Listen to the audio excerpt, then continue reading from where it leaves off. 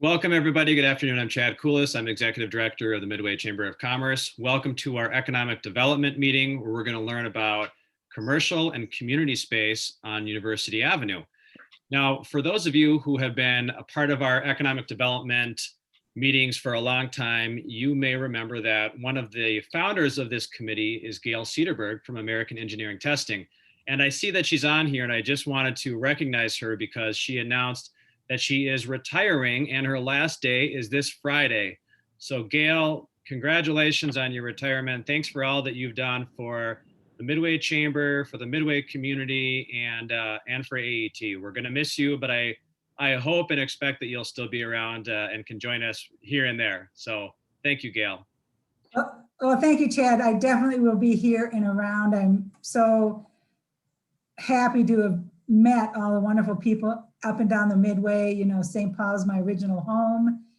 And my passion is really for trying to, you know, look for DEI and equity and justice and affordable housing. And so even though I'm retiring from AET, I will be around in a lot of different ways. So we'll have to talk about a personal membership for the Midway Chamber for me.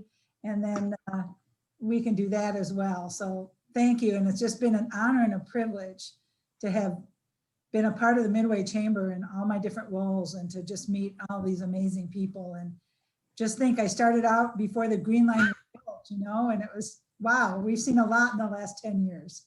So thank you for all your support and everybody's friendship and just. Hi, Jim. It's Lisa. Great. Well, thank you so much, Gail. And we want to get into our program. So I'm going to introduce our current Economic Development Chair, Terry Baniszewski. Terry. Thanks, Chad. Great to be here. Great to see all of you that are brave enough to turn on your cameras. I love it. I love it. And we were discussing how anxious we are to all get back together and be able to shake hands, bump elbows, share a beverage. It'd be really nice soon, hopefully, with the weather warming up, we can do some outdoor stuff. So with the year we've all just experienced, it's nice to see organizations are ready to invest in our community, including on a major commercial corridor such as University Avenue. Today, we will hear from 3 different projects, including some with community space. All 3 presenters are longtime Midway Chamber members and dedicated members of the community. We will hear from St. Paul City School, Suntide Commercial Realty, and Keystone Community Services. And we've set this up so we'll have each one of them speak to the project they're working on. And if you have questions as the speakers are talking, please feel free to put them in the chat and I'll try and bring them up. Otherwise, we'll have questions at the end. So our first presenter is St. Paul City School. They will be building a new school facility site, consolidating 3 schools into a single campus. So please welcome Meg Cavalier. Meg? Greetings. Thank you so much. I'm thrilled to be with you here today. I am joined by Carl Gentoff, the principal of 10 Square, and who's assisting in the project. And then we are also represented by Kevin Peck, who's here with the Suntide team. And it's fun to see some other familiar faces or names. So I am going to go ahead and share my screen. Okay, thumbs up, Terry. Does that look good? Yeah, okay, great. Looks fabulous. Great. So again, my name is Dr. Meg Cavalier. I'm the Executive Director, Superintendent of St. Paul City School. And our mission is that we provide a nurturing community where students thrive academically and socially in a supportive, empowering environment. We challenge our students to discover their greatness by learning through experience in a small and supportive community. So St. Paul City School is a public charter school and was founded in 1998 in grades pre-K through 8. Rivers Edge Academy was a charter high school that was founded in 2008. And then just about 2 years ago, the two public school districts merged. So we currently have 3 locations. The high school is on the west side of St. Paul, right near Harriet Island. And then primary and middle school are in Frogtown, a few blocks north of University. And we will be consolidating our 3 locations at University and Marion. And there is a 1.79 acre lot that's currently owned by the League of Minnesota Cities that we have under contract. And so our building will be ground up construction. We currently serve 520 students. We are committed to providing small class sizes and a small school community overall. You can see our demographic breakdown there. 90%, more than 90% of our students qualify for free and reduced lunch. And it's just frankly kind of hard to describe our community, and like truly, I know like probably every principal or superintendent says this, but truly how special and unique the community is.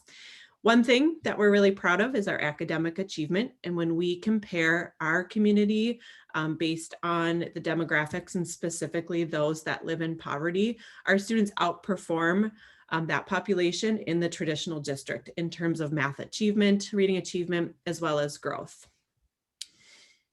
In addition to academics, we also take an approach that supports the whole child and their family.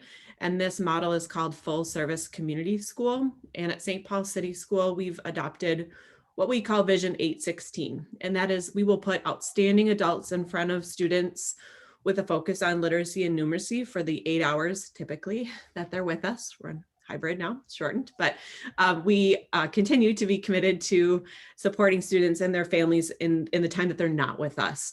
And that really looks like providing for all of their needs, including our team of social workers. We have 6 social workers, which is a very robust team for a school of our size, a district of our size. We also have partnership with community organizations such as Minnesota Community Care to provide physical and mental health support. We're actually going to have a COVID vaccine clinic at our middle school on Monday. And Chad, perhaps I can get that flyer out to you to help us spread the word. We also have a partnership with Minnesota Care Partners to provide mental health support for our students during the day. Frogtown Neighborhood Association has provided a food distribution every Friday at the middle school for over 400 families. We, of course, are located in the St. Paul Promise neighborhood and are grateful for their support, which has come in the form of providing enrichment or after school and summer activities and other services for our families related to housing or any other sources that they need. And then we have provided limited, but some support for families in terms of employment and legal and housing. So as Terry mentioned, and I mentioned, the project is located at University, of course, running kind of north-south here, or excuse me, up and down here, and then Marion running north-south at the bottom of the screen. And charter schools are unable themselves to own property, but when a charter school meets specific requirements related to finances, operations, and academics, they are able to form an affiliated building company. And St. Paul City School currently owns our middle school and primary school via an entity called Charter School Property. I'll also share, Kevin will appreciate that I'm sharing this, that they are actively on the market. We'd be happy to, we've sent Chad the links for those properties. So if you know anyone interested, either a school or even another group, specifically the middle schools or smaller property, we've had some interest from kind of non-school groups. You can be in touch with me or Kevin. But our new facility is just over 70,000 square feet and will include the spaces that are listed there.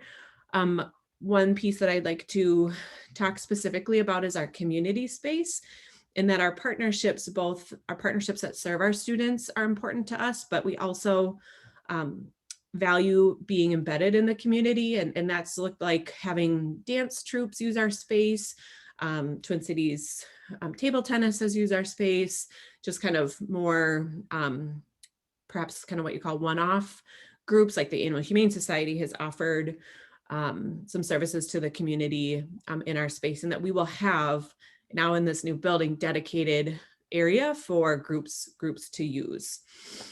We are working with Sunrise Bank on new market tax credits and bank financing, and that's our estimated project cost. And I'll note that while that is certainly a large number, our annual operating costs will be lower in the new building as compared to running our current 3 facilities.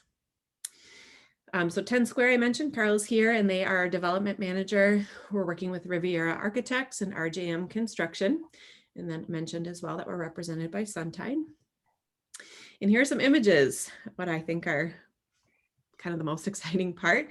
So University is kind of running to the right, and then Marion is running to the left. And this is our main entrance. The academic wing is 3 floors along Marion there to the left. And then this is an image looking, Marion now runs to the right, and then Sherburne, just north of University, runs to the left, and you can see the extension of the academic wing. And then this is looking from the east down University, and there is an anchor on this side of our building that will be a clinic run by Minnesota Community Care. And it will be accessible by our students and their families, as well as the community during the day, evenings, and after school. And that's consistent again with this model in education that we call full service community schools. Then just beyond the clinic is the gym. And then just past that is the community center space. So the lower floor, it's kind of an open area.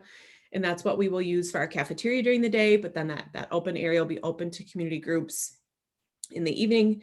And then that second floor is where our family team, that team of social workers, will again provide those services and connections for families in the community. And there's my contact information. There's our website. We also have a tab on our website kind of highlighting the building project that we continue to update. So I can't actually see the chat, Terry, so I don't know if any questions came in. Otherwise I can. No questions yet. So we may have some questions at the end. So thank you for that presentation. The building, that lot feels like it's been empty a long time. So it's going to be really nice to have something beautiful and vibrant on that corner. And the hustle and activity there, I think that's just going to enhance that corner, which when we first put this together, I'll just say, I didn't know who might be working with Sunrise and who might not. So thank you for working with us on those new markets tax credits. So we appreciate working with St. Paul City Schools. So thank you. And Paul and Mary have been very helpful. Yeah, great. Thank you. Thank you. Next, we will hear from Suntide Commercial Realty. Suntide has been a prominent property manager in the Midway for many years, with properties including the Case Building, 1000 University, and the Court Building, Court International. Now they are planning a new building at 981 University. So I would like to welcome Jeff Hart from Suntide. Jeff? Good afternoon. Yes, we are a full service commercial real estate company, Suntide is, from brokerage to property management, accounting, facilities, construction. So we like the Midway area, have for a long time. We are looking at a new development, as Terry mentioned, at 981 University. I think Kevin is going to be pulling up our information here. It worked before quite nicely, so hopefully he can get that up. Anyways, it used to be, if you remember, it was called Johnny Babies. It was a bar right off University that was kind of I would call a little bit of a trouble spot. And we work on the building right across the street, 1000 University, which is about a 60,000 square foot building that was renovated about 5 years ago and had huge success. So we know that quality office space does lease in what's, I guess, considered that Frogtown area. And we thought, hey, there might be an opportunity here for us to improve the neighborhood, help our building across the street, and look for a new development, because we find that there's a fair amount of demand in the for the space. Specifically, this building is going to be about 21,000 square feet, which is going to be a smaller floor plate, which can accommodate the smaller users, which again, we feel that is more of a demand than your larger users. And so we are preliminary marketing it, and it is going to be a very efficient, energy efficient building, which I'd like to.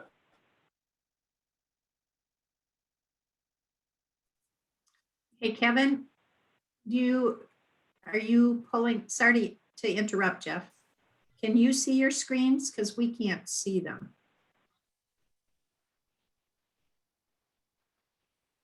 Am I the only Suntide guy left that can talk? Well, maybe they froze up. I'm sorry. It's all good. Well, I guess in the interim, my name is Max Curry and part of Suntide. And as Jeff was saying, we're fairly big on energy efficient buildings. And so Court, Case, and the 1000 building are three of the most energy efficient office buildings in the St. Paul area, the Twin Cities in general. And because we are building 981 from the ground up, we can do things we can't normally do to really go over the top and make that thing energy efficient. So we are planning for that building to be 100% renewable energy for both electrical usage and heating and cooling. Looks like Kevin is going to try this again. Nice. There we go. I fell off there for a second, so. Thank you. Thank you. Now you both are okay. I can see you both. Great.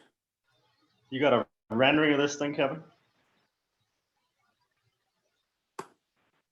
Oh no. Here's have some problems here, but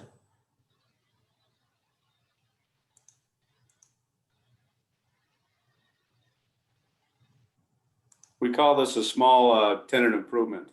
Yeah, Project. exactly. Some minor addition. So there's the old Johnny babies. there you go. Sorry about that. So yeah, this is the building as it currently sits. You go for it, Jeff. You let me know when you're ready. I'm Kevin, go to the next page there. There you go. So this is the future. So as you can see, it's quite an improvement. Max, you can tell us a little bit about the construction and those black panels on the building. Yeah, so it's a 3-story building, approximately 7,000 square foot floor plates. It will have a full lower level for storage and some parking. And then those panels you see on the left are actually solar panels. So they will be on part of the south face of the building and a large part of the west face of the building. The rest of the building is obviously focused on glass and a composite panel type material. So like I said, the building should be able to generate 100% of its electrical and heating cooling load through solar, and then it'll use geothermal and heat pumps to heat and cool the structure. Flip to the next one, Kevin.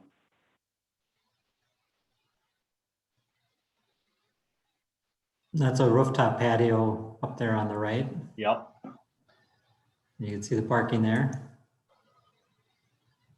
So it'll make a nice transformation for that corner from where it sits now. Would everybody have access to that rooftop patio who's in the building? Correct. Yep. Correct. Yeah, the elevator lobby and elevator right up front on University, just left of the main doors. So there's a lobby on each floor that leads to that patio deck, at least on the 3rd floor.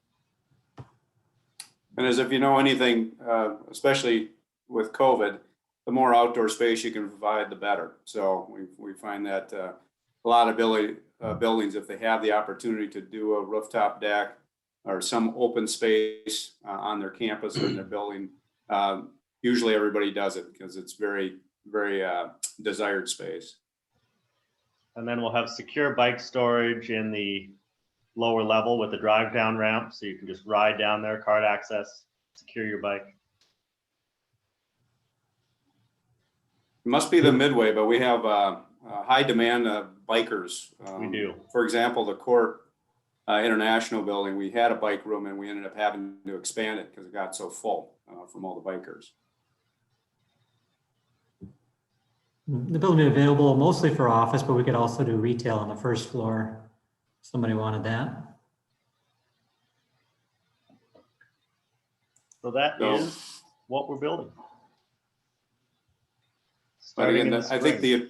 the attraction is going to be the energy efficiency, the green. The green buildings are very popular now, and obviously it makes a lot of sense. The 1,000 building across the street again is what you call it, Max? What was it, 98? Yeah, it's in the hundredth percentile for Energy Star. So very efficient building, and the tenants reap the benefit of it. It's beautiful. It's beautiful. It's gonna stick out like a sore thumb for a Whoops, he froze again. Yeah, how it goes. But yeah, it should help clean up that intersection. And like we said, one of the main reasons we purchased that land was to remove that bar, which was a problem property for the building we have across the street. Well, and it's pretty close. It's walking distance to Allianz. So you might, Yep. on those evenings or whatever, you guys might decide to have some parking fees, for Mhm. people to park there, or the tenants. That's a nice little perk if people want to walk down the avenue. For sure. So I think that Well- concludes our presentation. Okay, Max. Here's some sample floor plans of how we could break it up. Kevin. There'd be a full floor. And this Do shows you the have lobby. it? Do you and have then- that screen, Kevin? Because we're seeing University Avenue. I'm seeing it on my screen. Yeah, I'm seeing what Kevin's seeing.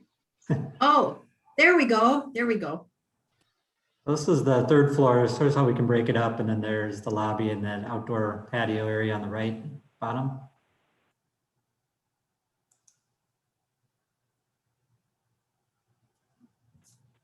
Thank you guys very much. We appreciate Thanks. hearing about that. Another nice addition to a part of the Midway and University Avenue. So that's wonderful. Now we will hear from Keystone Community Services. The final project we're kind of highlighting this today during economic development. So Keystone has been a longtime nonprofit in our community, running food shelves on University Avenue and Rice Street, and on Selby, a teen tech center and bike shop. Here today to talk about a new building near the intersection of University and Fairview is Mary McEwen. Mary? Hi, everyone. I pulled up my presentation. Can you see it or not yet? Yes, we can see it. Okay, all right, then I'll go over to my there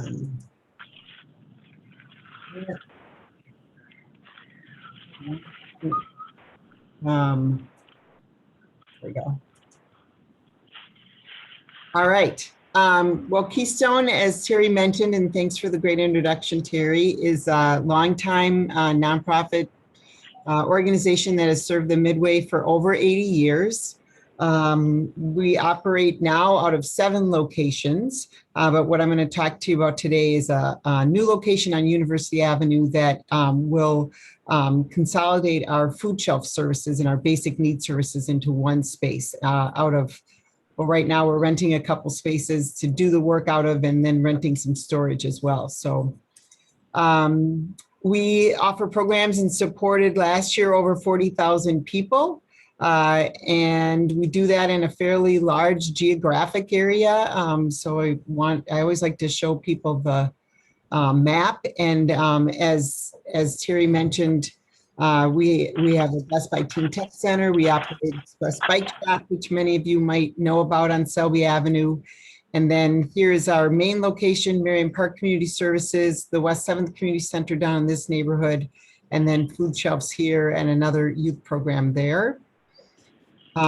For young people, our goal is really to help young people develop the tools that they need to become successful adults. And one of the ways we do that is through long-time after-school programs and also a pretty vibrant youth employment program with our flagship youth employment site being the Express Bike Shop, where young people get to learn everything from learning how to be a bike mechanic to running a shop to marketing it to paying the bills and all of that great stuff that it takes to be an entrepreneur. For seniors, we do a lot of in-home supports. Meals on Wheels is a longtime program we provide, providing help with case management services, and then active seniors. For seniors that would typically be in one of our sites, our West 7th or Marion Park site, doing exercises. Right now, they're doing all that virtually, and we really miss having them at our sites. And then our food shelf program is our largest volume program. We served over 29,000 people last year in our food shelf program. And this is the place where we're going to consolidate all of our resources into one space, because we just simply have outgrown our current spaces. And as most of you know, the need is growing. It was growing pre-pandemic. We had seen a 10% increase in 2019 over 2018. And that need just has continued to grow as more and more people need food supports. One of the areas where we've seen the biggest growth across the state of Minnesota is in seniors looking for food resources. And at Keystone, we saw a 50% increase in the number of seniors we served with food resources through our food shelf just in 2020 alone. So we had to do a lot of changing as a result of COVID. We've talked a lot about that. We had to modify our food shelf services. Typically, people would come in and shop like they're in a small market. But because of COVID and needing to keep people and our volunteers and our participants and staff safe, we are pre-bagging. We hope to move back to being able to have people come shop in September. We started a new monthly grocery delivery program for seniors where we bring them food shelf supplies, single servings food shelf supplies, so that they weren't able to go out to the grocery store and we could bring that to them. Then we also operate Food Mobile, and we added a second Food Mobile, and we were able to bring food, the food shelf actually out to the community. And these Food Mobiles go to places like St. Paul College, the campus of the University of Minnesota, St. Paul, senior high rises, faith communities, and we operate this in Roseville as well, where we don't have a food shelf location right now. And then one of the things that we did in 2020 to meet the increased need is we added drive-through events where folks could just drive up in their car, pop open their trunk, and get healthy, fresh food to help them during this pandemic. And we did 21 of those. We did several of them at Allianz Field and in Roseville and up in the Rice Street area. And we served over 32,000 people with those events alone. So quite a large need out there, and that continues to be true today. So our project is planning for our future. Long before the pandemic, we knew we needed new space to operate our food shelf programs and our basic needs programs. And at the end of 2020, with the help of Sunrise, we were able to get the financing to purchase this building. Many of you might recognize it. It's the hotel furniture liquidators space in between Arby's and Wendy's on University Avenue, very close to the Fairview light rail stop across from the Y. It's a 20,000 square foot facility, which offers us about 10,000 more square feet. So we can bring more food to more people. We expect that by the end of 2023, we're going to be serving 50,000 people out of this site. It is a renovation project, so we will be renovating, not starting from new. It's about $6.5 million to renovate the site. And we have received a $1 million challenge grant, or I should say grant, not contract, from the Richard M. Schultz Family Foundation. That is going to help us raise the money that we need to renovate and equip the site. And we've also asked for legislative support, and our bill is in the House bonding bill as it stands right now, not at the amount we'd like, but we are asking for legislative support from the state of Minnesota to help with this particular project. The community food site, this is just a very beginning preliminary rendering of what it could look like. As I mentioned, we have food mobiles, and so we wanted a place to park our food mobiles. So the transmission shop that's at the corner of that property would be utilized to bring those vehicles inside, and we could load those vehicles inside. We still haven't worked out all the dynamics yet because they are two separate buildings, but we're working on that. And then we would operate a much larger shopping area, and then have a much larger warehouse. One of the things that happens at food shelves now is that a lot of us get food rescue. So we're getting food that's coming to us fresh from grocery stores like Cub and Lund's and Byerly's. And we simply don't have the refrigeration and the freezer space at our current sites to be able to really bring in as much of that fresh food as we would like, as well as the commodities that are available through USDA and our partner Second Harvest. So we'll have a much larger market area for people to select free food and household items. Like I said, it will give us a much bigger capacity to store items. We've had to turn away food, which is nothing that we ever want to do. Giving us some private meeting space and some space to do some community activities like tax assistance is a very popular program at both of our community centers, and we want to add it in here. And then a larger areas so we can offer opportunity for groups of 20 to come in and volunteer and sort materials or stack things or help out in the food shelf area. So those were all things that our community, when we did this project kind of analysis back in 2019, said these are all the things that we needed to have at this new site. So we knew we needed a much larger site. We have some great project partners. John Young from Paramount was our broker. As I mentioned, Sunrise Bank has been our financing on this. NTH is our project management team. Flannery Construction is our general contractor. Jeff from Fensky Law has been legal on the project. Formula, architectural firm in downtown St. Paul, is our architect and design project. Our lobbyist is Hilden Law and Advocacy, and then fundraising is Fox Advancement. And I believe almost everyone on that list is a Midway Chamber member. So we're pretty excited about that. And then this is just my contact information. We are going to be reaching out to the business community and asking for support to help us bring this really important community asset to our University Avenue.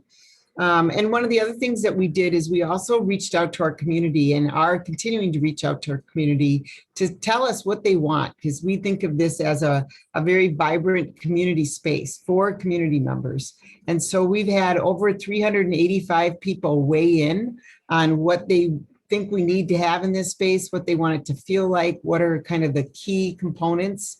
One of the advantages of this space is it does have a parking lot behind the building. And so that, of course, is important to anybody that's going anywhere on University Avenue, but also having light rail. And as one of the other presenters mentioned, having a place for bikes, because a lot of our volunteers come on bikes to volunteer. So those are all things that we're looking at. We're working right now on the design phase and would be happy to bring back a rendering that tells a little bit more about the story. Our goal is to be in this space in June of 2022. So we've got a pretty packed timeline to get that done and to raise the money, but we're confident that that our community will help us do this, because it's a much needed resource for our community. And we really want to be the place where people can come and get really healthy, fresh food and get the support they need to kind of get back on their feet. One thing that people don't often know about food shelves is that on average, our food shelf participants come 3 times a year. That means they're really only coming when they are in a crisis, when hours have been shifted in a job, maybe there's been a big car repair that's been needed to do. And so they come and get that help and support. And now during the pandemic, we've been able to support even more people. And 50% of the people that were coming to our drive-through distributions were new to food shelf support. They had never come to Keystone or to another food shelf. So we know that the need is great, and this new space will help us meet that need. So thank you. Thanks, Mary. There are a couple questions towards your project here. Are you going to keep your other current spaces once you get this particular building done?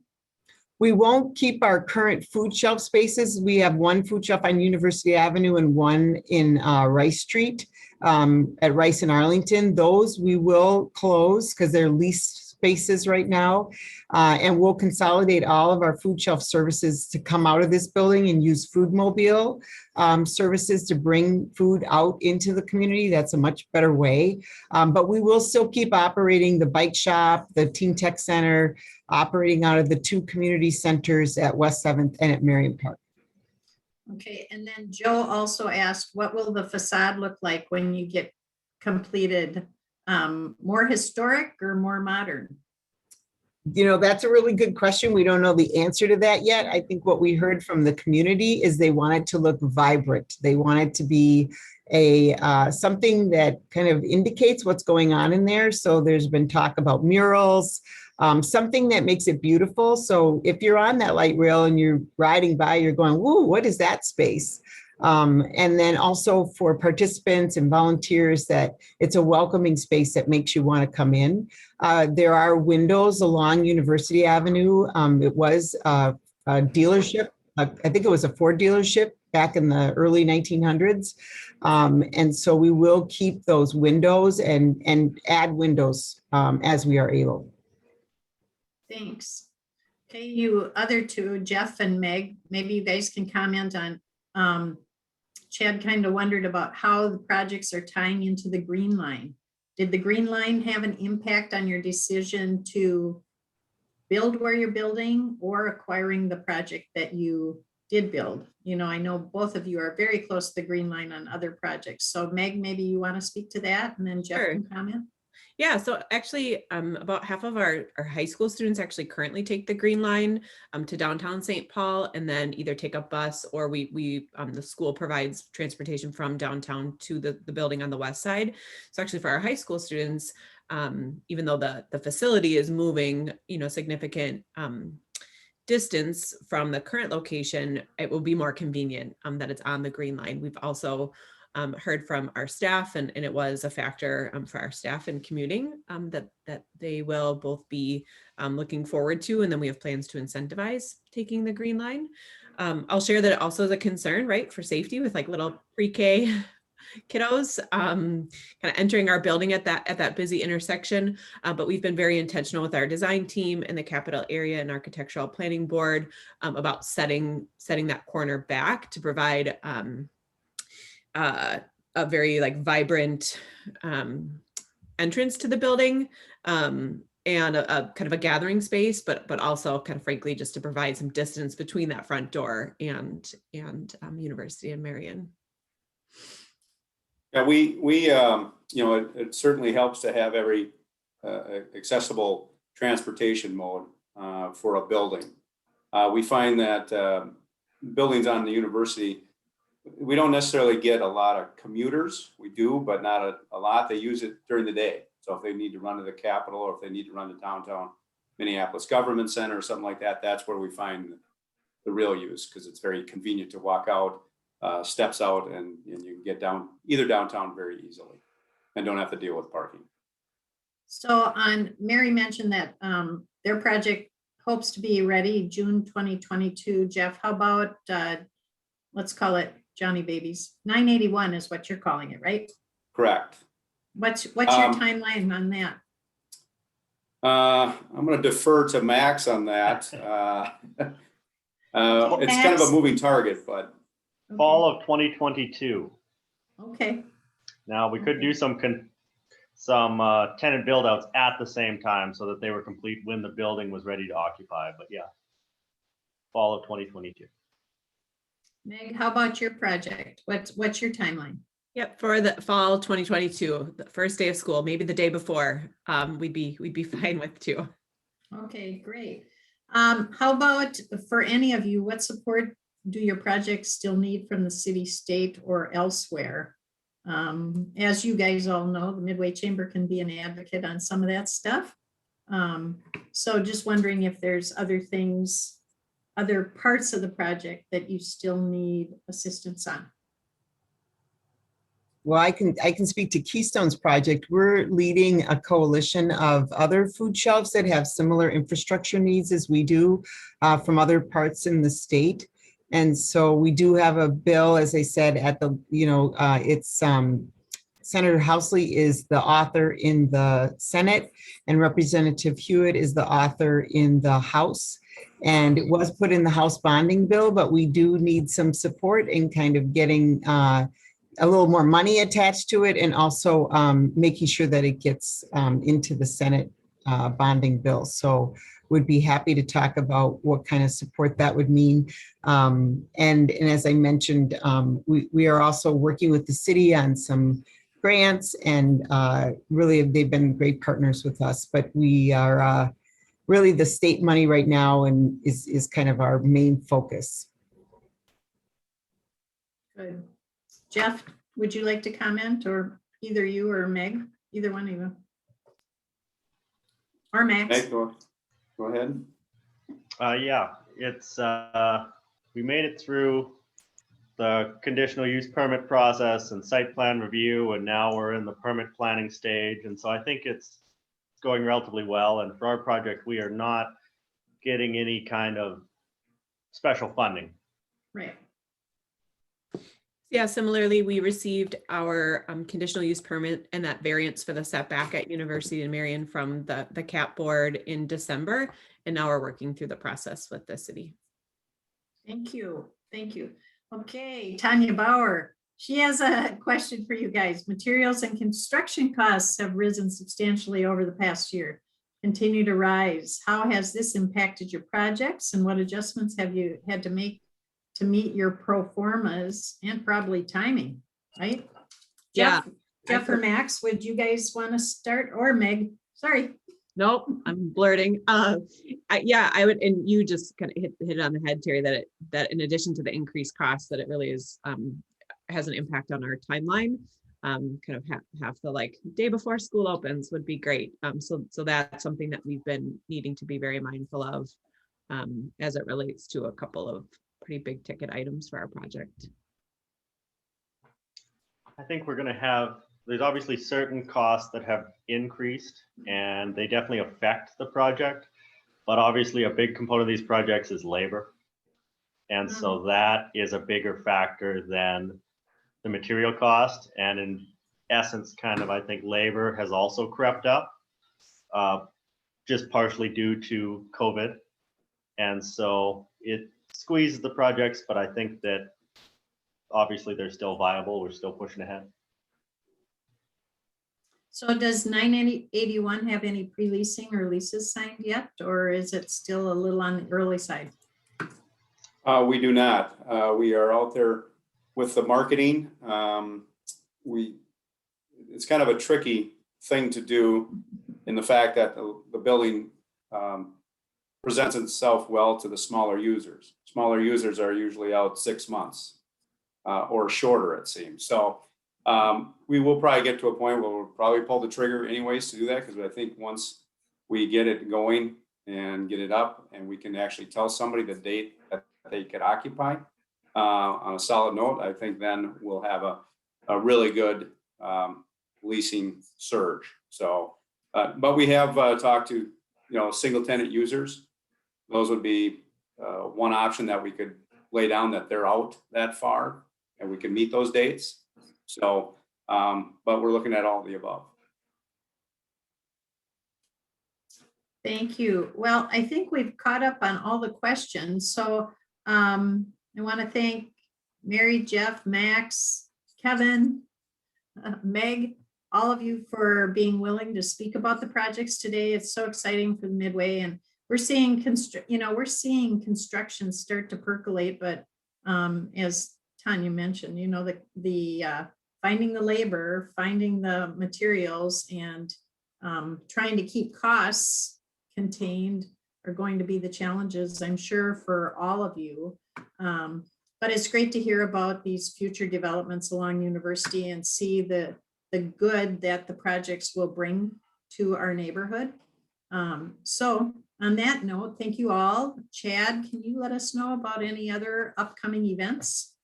I can, but I do have one more question for Meg. You mentioned the buildings that St. Paul School has been in and that you are looking to sell. Can you talk a little bit about those quick? Sure. Yeah. Yep. You put me on the spot a little bit. So we have two properties. One is at 260 Edmond Avenue West, and the other is at 643 Virginia Street. So again, both north of University. They both are currently set up as schools, and they are former Catholic schools. And what would be helpful for me? They both have gyms, functioning kitchens, commercial kitchens, and other amenities that are typical of schools. The Edmond property is listed at 5.3, and the Virginia, or the middle school smaller property, is at 2.4. I'd be happy to take this opportunity to, I'll chat the links to the listings here in Zoom if anyone's interested in learning more. Yeah, this is Kevin Beck talking. I have the buildings listed and can answer any questions on them. Or if anybody wanted to set up a tour, we're happy to do that as well.